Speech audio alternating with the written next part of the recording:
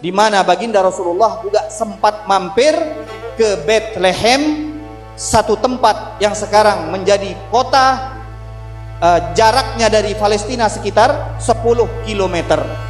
Ini perjalanan Nabi dari kota Mekah ke Palestina. Belum bahas tempat mampir atau hal-hal yang dilihat oleh baginda Rasulullah di tempat-tempat lain. Ini baru perjalanan bumi, belum nih perjalanan atas. Masih banyak nih cerita. Perjalanan atas belum kita kisahkan. Ini baru perjalanan dari Masjidil Haram menuju Palestina. Belum nyampe ke Palestina, sudah mendekati ini. Tinggal 10 km lagi. Jadi pada saat baginda Rasulullah sallallahu alaihi wasallam diperintahkan sholat, malaikat Jibril mengatakan, ini adalah tempat di mana Nabi Isa alaihi salam dilahirkan di tempat tersebut. Kalau kita lihat kelahiran seseorang, apa kemuliaan dari kelahiran seseorang? Tapi yang lahir ini adalah seorang Rasul, seorang Nabi, seorang ulul azmi, seseorang yang mendapatkan fitnah yang besar di dalam hidupnya, dan setelah dia diangkat oleh Allah Subhanahu wa ta'ala, sehingga dikisahkan oleh malaikat Jibril, diperintahkan untuk sholat di tempat lahirnya Nabi Isa. Tidak akan mengistimewakan Nabi dengan peristiwa Isra dan Mi'raj, karena peristiwa tersebut sangat besar, sangat istimewa. Untuk itu kita anggap acara ini adalah acara yang penting. Salawat serta salam semoga selalu tercurahkan atas baginda Rasulullah sallallahu alaihi wasallam. Tidak habis-habisnya ilmu yang kita ambil dari peristiwa-peristiwa yang dilalui oleh baginda Rasulullah. Tidak habis-habisnya hikmah yang kita petik dari tiap-tiap perjalanan Nabi Muhammad. Tidak habis-habisnya faidah dan pengamalan praktek daripada hal-hal yang dilakukan oleh baginda Rasulullah sallallahu alaihi wasallam.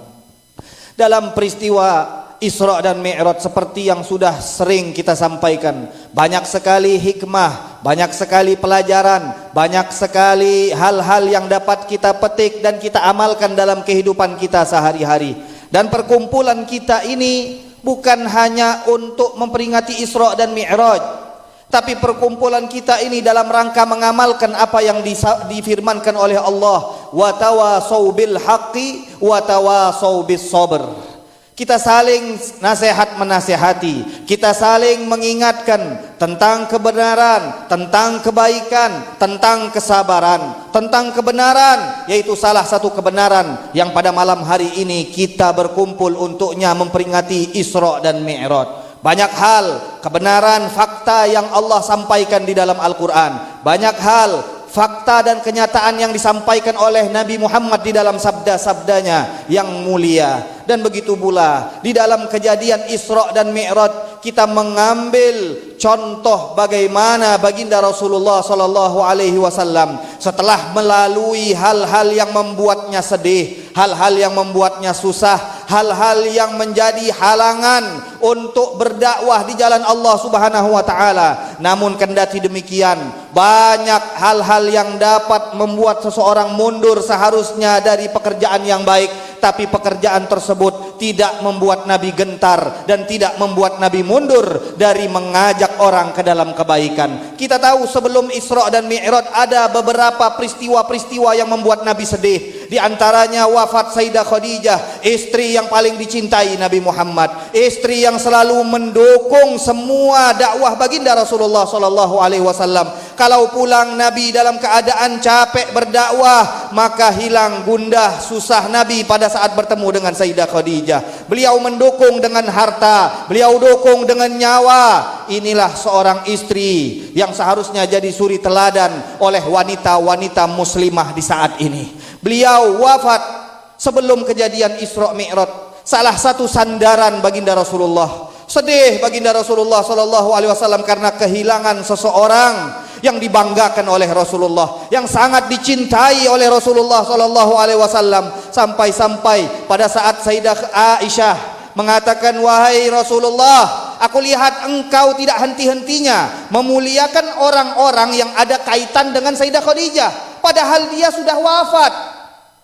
Jangankan Sayyidah Khadijah, siapapun yang punya kaitan kekeluargaan atau orang-orang yang pernah datang kepada Sayyidah Khadijah semasa hidup Sayyidah Khadijah tetap dimuliakan Nabi, tetap dicintai Nabi, tetap diberikan oleh baginda Rasulullah sallallahu alaihi wasallam bantuan, di mana pada saat itu Rasulullah selalu memberikan kepada mereka bantuan dan pemberian.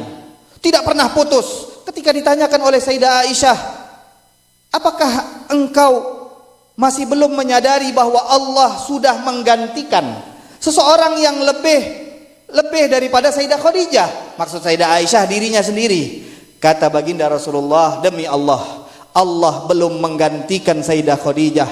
Allah memberikan cinta ke dalam hatiku tidak sebesar Allah telah memberikan kecintaan terhadap Sayyidah Khadijah yang mengalahkan cintaku kepada semua istri-istriku. Ini yang disabdakan oleh baginda Rasulullah sallallahu alaihi wasallam. Belum tergantikan cinta Sayyidah Khadijah di hati Nabi kita Muhammad sallallahu alaihi wasallam. Wafat Sayyidah Khadijah, sedihlah baginda Rasulullah sallallahu alaihi wasallam. Disusul tidak lama kemudian setelah Sayyidah Khadijah wafat, Abu Talib, paman Nabi Muhammad sallallahu alaihi wasallam, yang selalu membela dan mendukung dakwah baginda Rasulullah sallallahu alaihi wasallam. Pada saat orang kafir Quraisy menentang Nabi, ingin mengganggu Nabi, maka dia yang datang untuk menengahi apa yang dilakukan oleh orang-orang kafir Quraisy terhadap Nabi. Dia yang akan membela Nabi mati-matian. Abu Talib, paman Nabi yang disegani oleh kafir Quraisy, dia rela membela baginda Rasulullah sallallahu alaihi wasallam. Walaupun Abu Talib tidak sekaya Sayyidah Khadijah, tapi kedudukannya dapat memberikan pengamanan dan perlindungan yang sempurna terhadap baginda Rasulullah, sehingga Nabi tidak merasakan gangguan yang lebih besar kecuali pada saat Abu Talib sudah meninggal dunia. Sehingga wafat ini sandaran satu lagi bagi Rasulullah sallallahu alaihi wasallam, yaitu Sayyidina Abu Talib. Saya sebutkan Sayyiduna Abu Talib karena menurut pendapat beberapa ulama, di antaranya Imam As-Suyuti, mengatakan bahwa Abu Talib wafat dalam keadaan Islam. Karena ada pendapat para ulama yang mengatakan beliau wafat dalam keadaan Islam.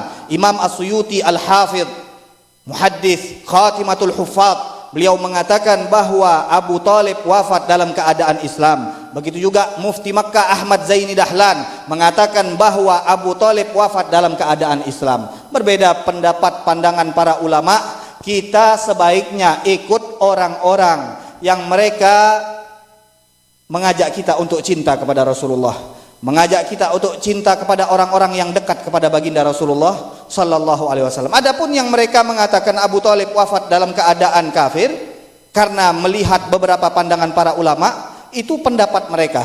Kita tidak punya masalah dengan perbedaan pendapat para ulama. Sekali lagi, jika ada perbedaan pendapat di antara ulama, kalau ini betul-betul ulama memiliki dasar dan dalil yang jelas, maka silahkan kita pilih mana yang hati kita tenang untuk mengikutinya.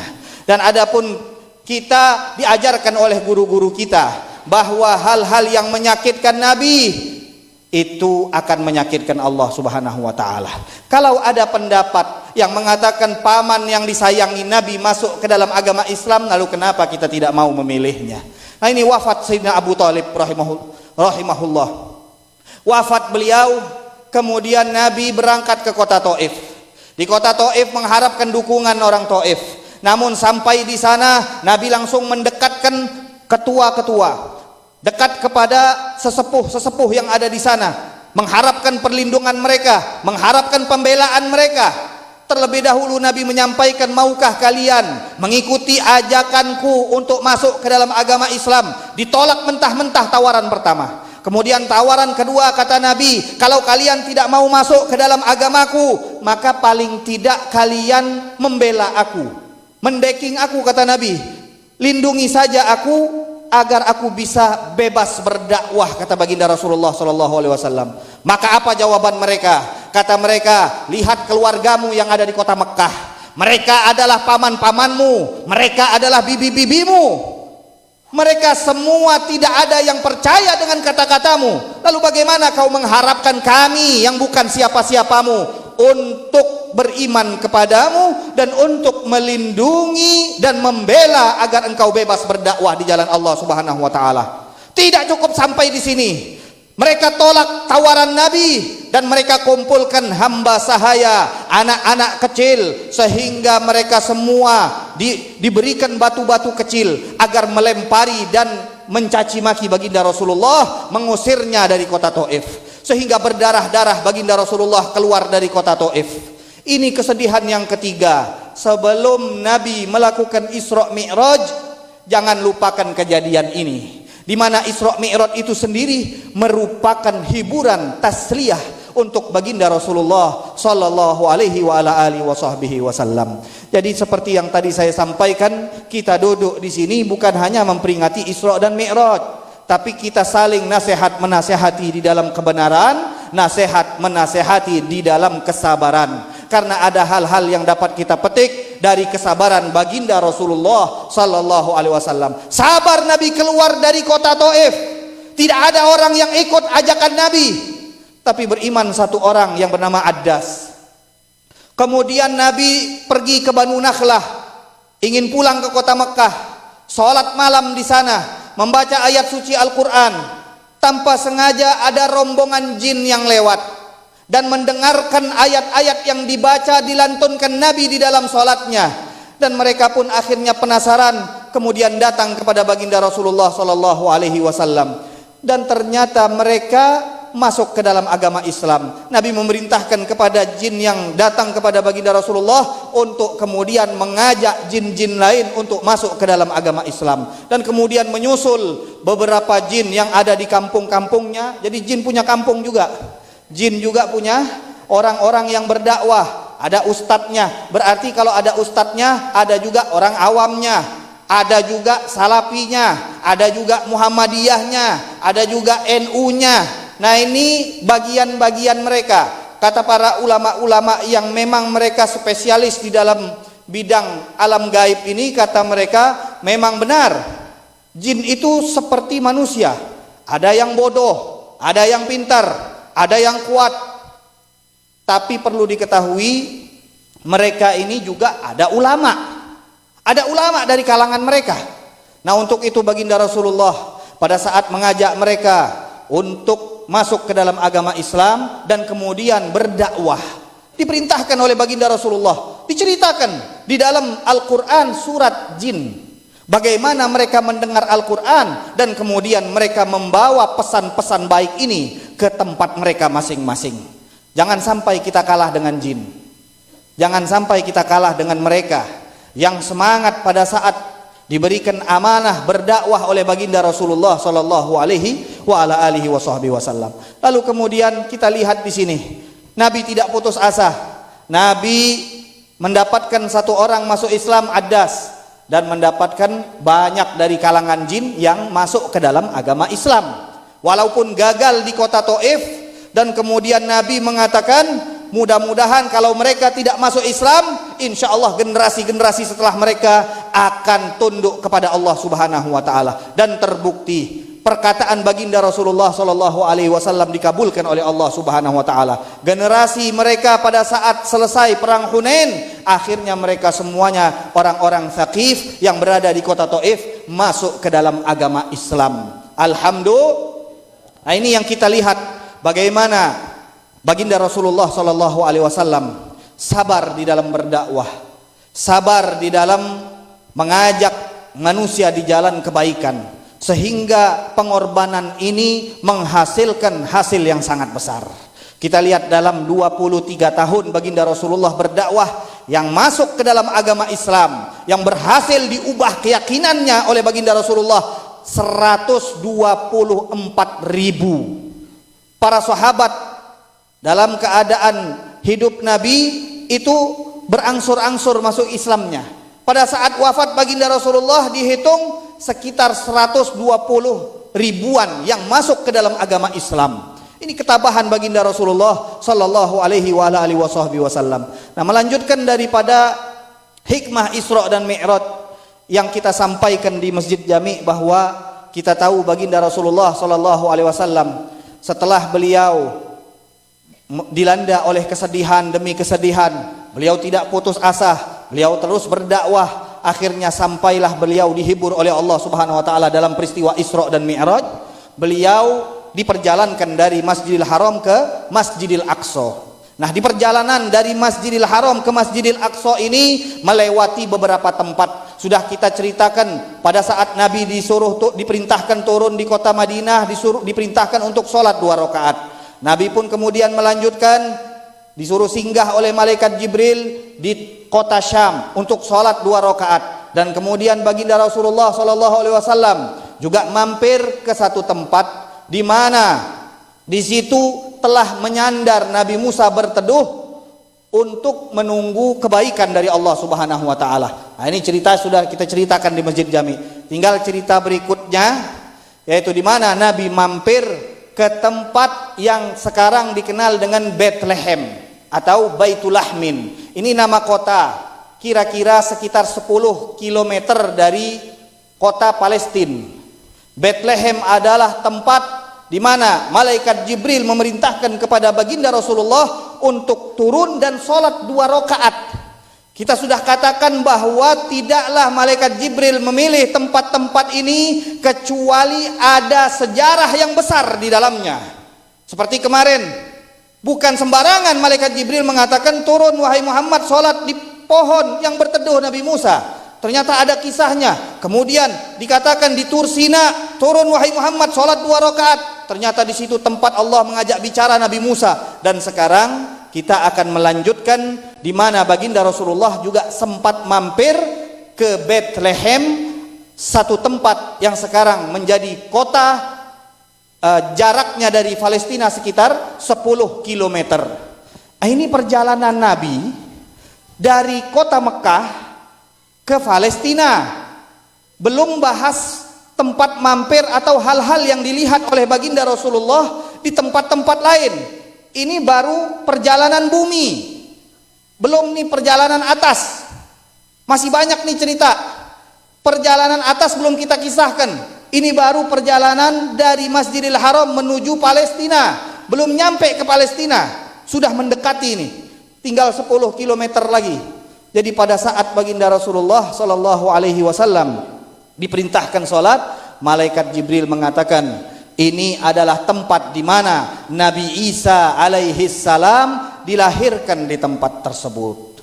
Kalau kita lihat kelahiran seseorang, apa kemuliaan dari kelahiran seseorang?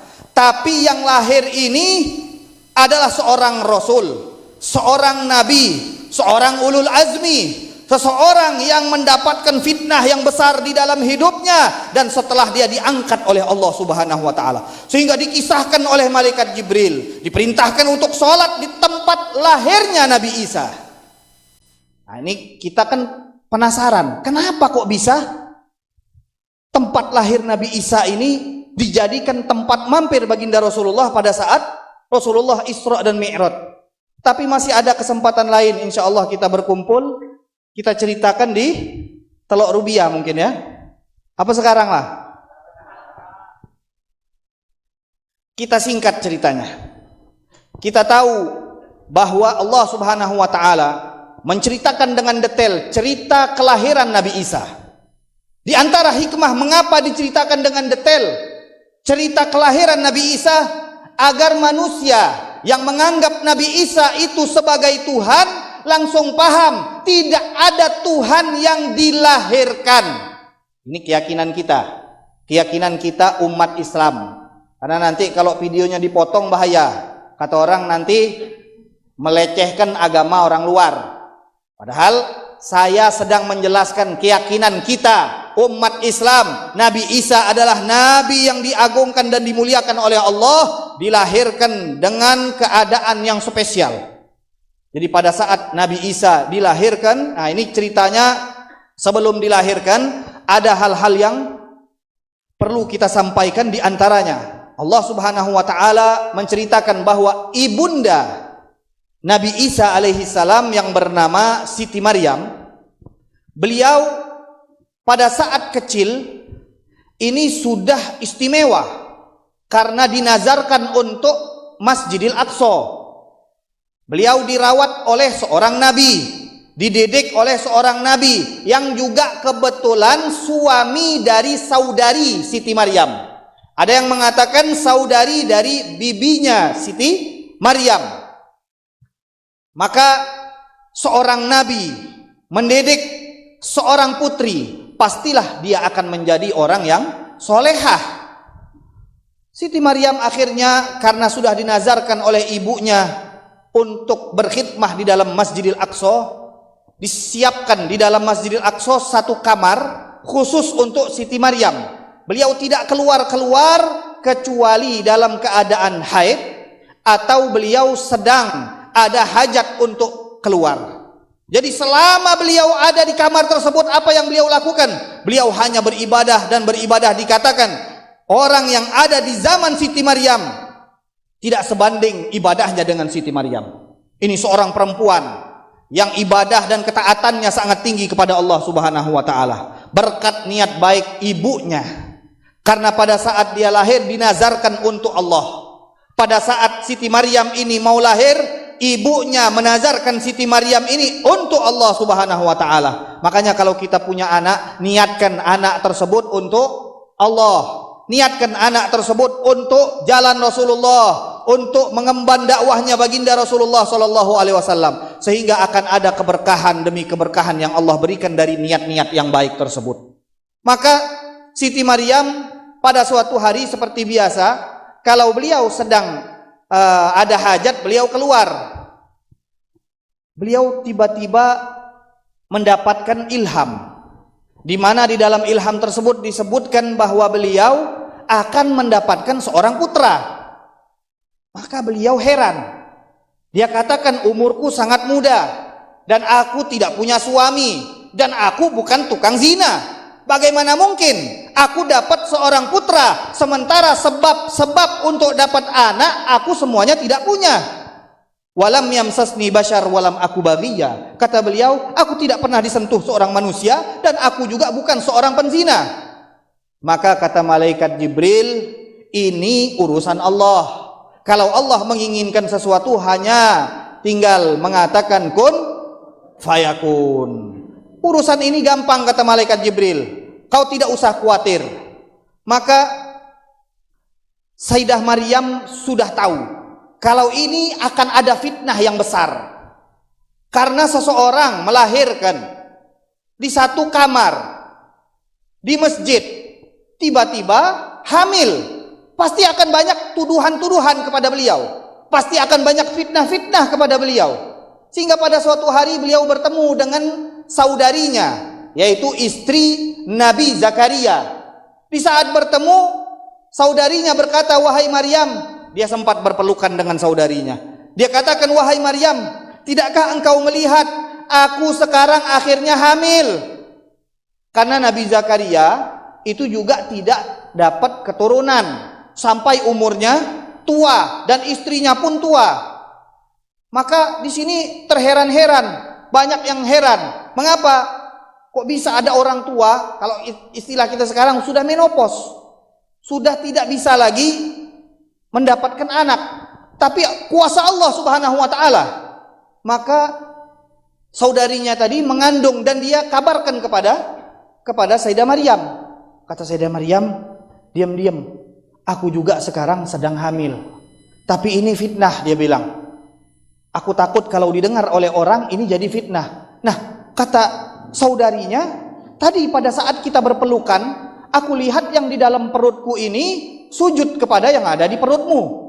Menunjukkan, kata para ulama, yang di dalam perut saudarinya adalah Nabi Yahya. Sujud kepada Nabi Isa, ini bentuk penghormatan orang dulu. Dalam syariat mereka boleh sujud. Kita tahu Nabi Adam, para malaikat diperintahkan apa oleh Allah Subhanahu wa taala? Sujud untuk Nabi Adam. Tidak syirik di dalam syariat tersebut. Begitu juga Nabi Yusuf. Orang tua dan saudara-saudara Nabi Yusuf sujud kepada Nabi Yusuf. Diceritakan semuanya di dalam Al-Qur'an. Dan di dalam syariat mereka, sujud merupakan bentuk penghormatan. Maka setelah itu diketahui bahwa yang dikandung oleh Sayyidah Maryam ini lebih tinggi kedudukannya daripada yang dikandung oleh saudarinya. Dua-dua nabi ini di masa kandungan dalam satu waktu, Nabi Yahya dan Nabi Isa. Maka kemudian beliau menjauh dari kampungnya karena tahu ini akan ada fitnah yang besar. Dia berusaha menjauh dari kampungnya sampai dia kecapean, kewalahan, dan dia berhenti di satu tempat.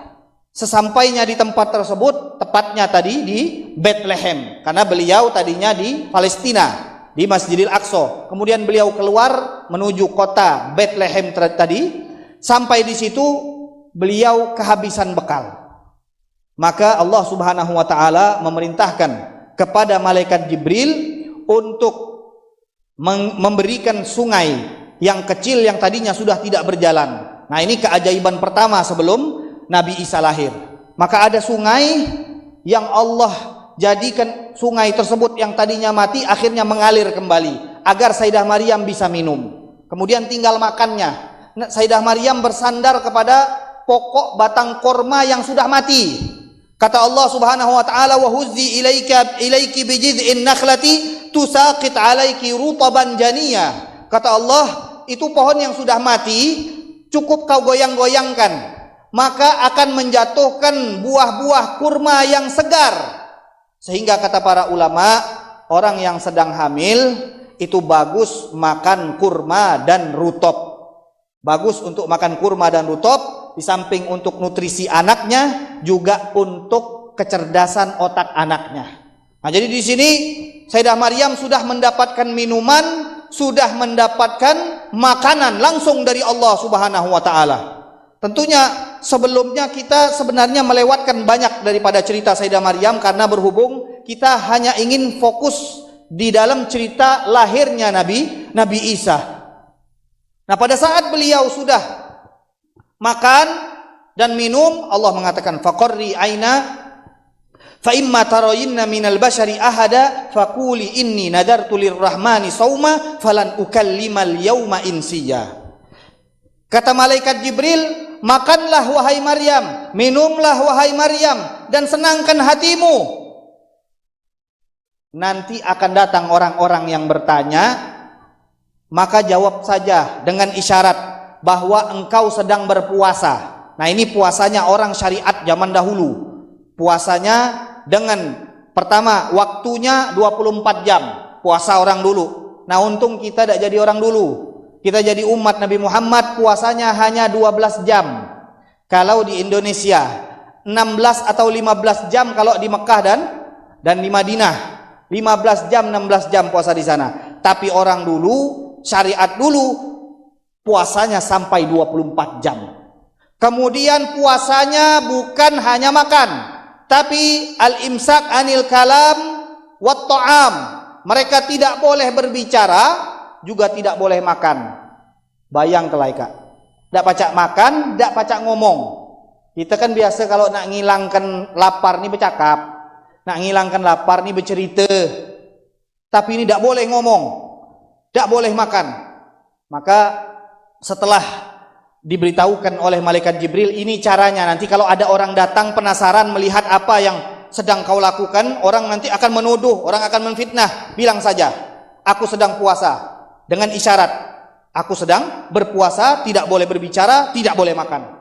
Setelah itu 40 hari berlangsung, Nabi Isa lahir.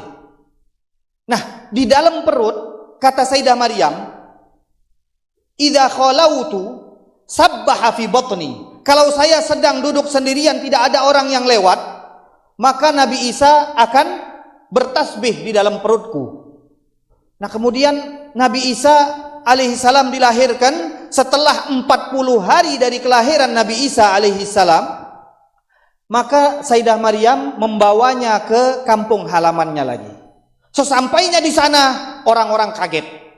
Wahai Maryam, kami tahu kau orang baik, ayahmu juga orang baik, ibumu juga orang baik, tapi apa yang kau lakukan sekarang ini benar-benar kemungkaran yang besar.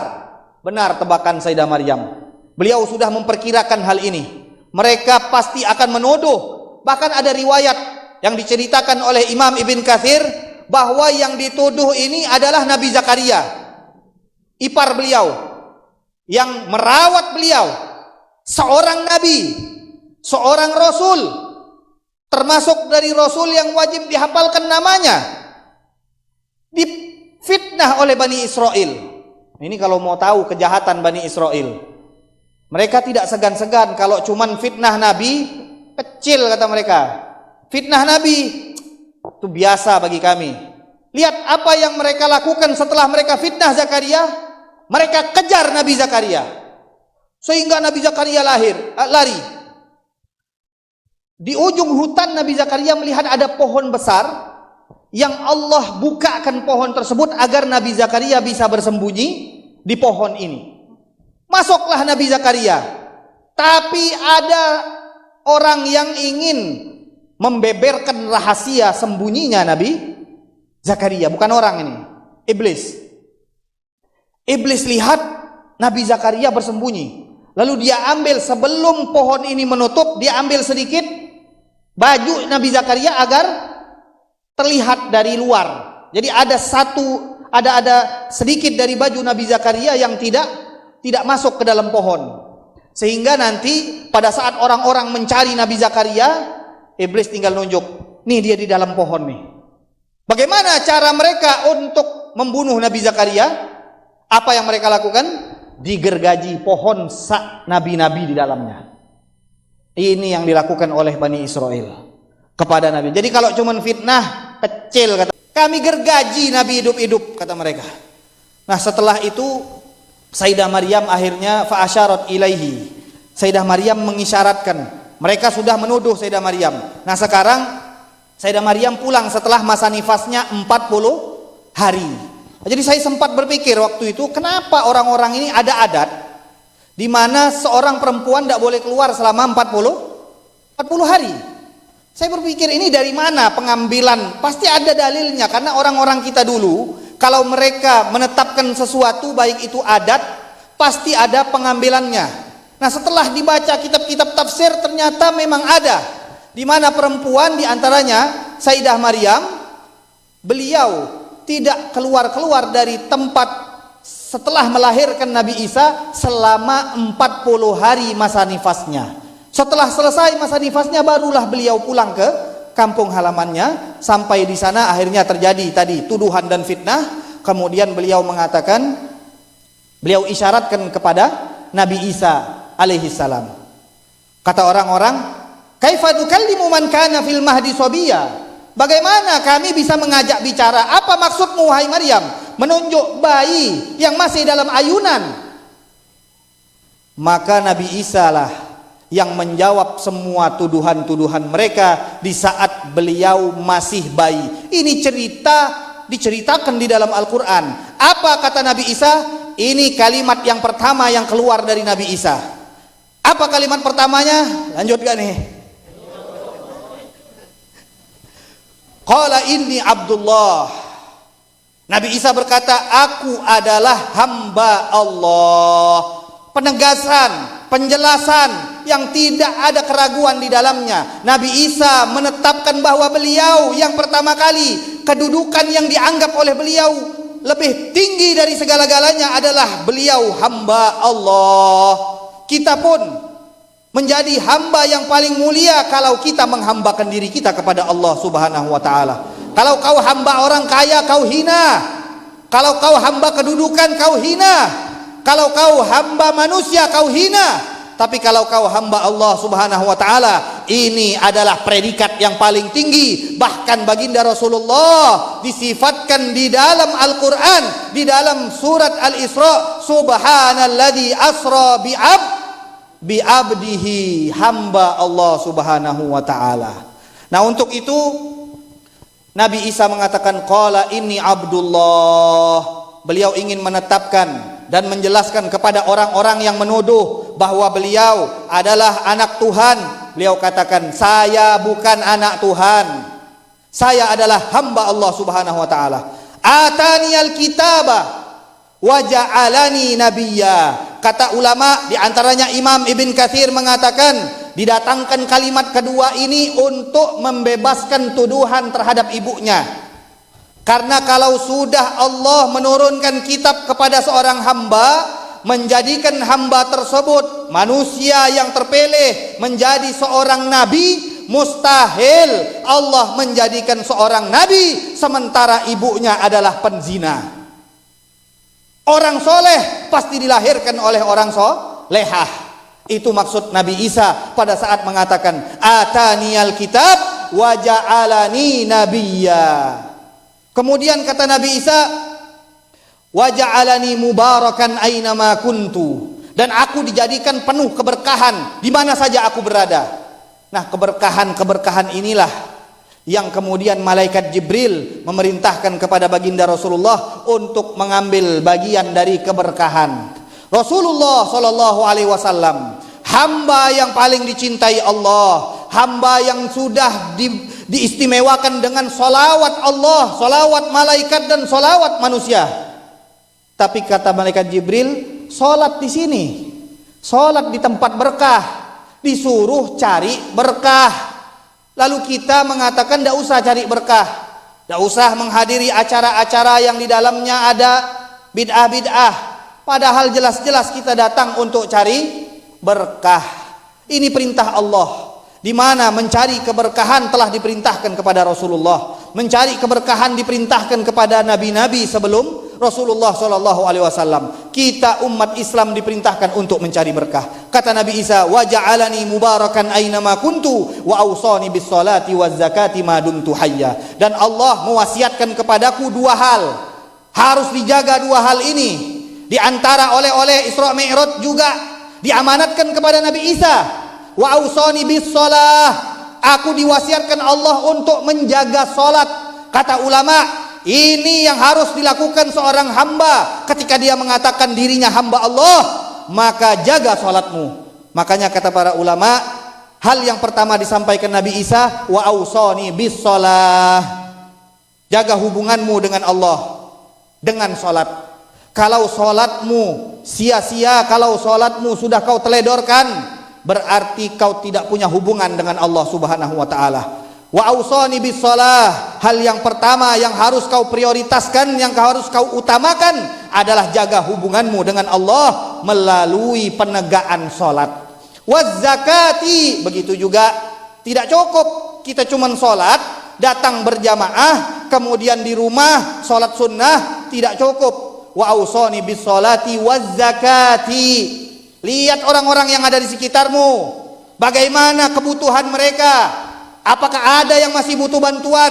Ini yang diajarkan di dalam agama Islam. Bukan hanya sholat ibadah sendiri saja di rumahmu, tapi lihat orang-orang yang ada di sampingmu, lihat orang-orang yang ada di sekitarmu. Barangkali ada orang-orang miskin yang membutuhkanmu, barangkali ada orang-orang yang membutuhkan kekuatanmu, maka bantu mereka dengan sebanyak-banyaknya. Jadilah orang yang paling bermanfaat, karena orang yang paling baik, kata Nabi, adalah orang yang paling bermanfaat. Makanya Nabi Isa mengatakan, wa ausani bis salati waz zakati ma dumtu hayya, selagi aku masih hidup, dua hal ini akan terus aku lakukan.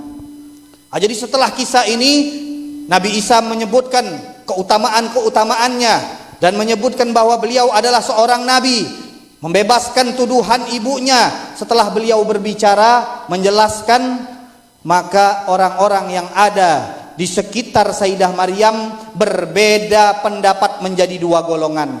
Ada golongan yang melihat mukjizat ini sampai menganggap Nabi Isa malah menjadi Tuhan. Sebagian yang lain justru seperti Yahudi menganggap Nabi Isa ini adalah manusia kotor dan ibunya manusia kotor, naudzubillah min dzalik. Jadi setelah penjelasan ini, fakhtalafal ahzabu min bainihim.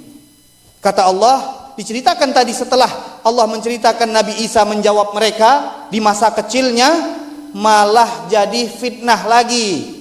Jadi Nabi Isa ini difitnah oleh kaumnya. Bahkan setelah beliau menjelaskan dengan sejelas-jelasnya, yang satu menuhankan beliau, yang satu mengucilkan beliau. Nah, inilah kira-kira mengapa baginda Rasulullah Shallallahu Alaihi Wasallam diperintahkan untuk mampir ke Bethlehem yang merupakan tempat dilahirkan Nabi Isa alaihis wa ala nabiyina salam. Jadi mudah-mudahan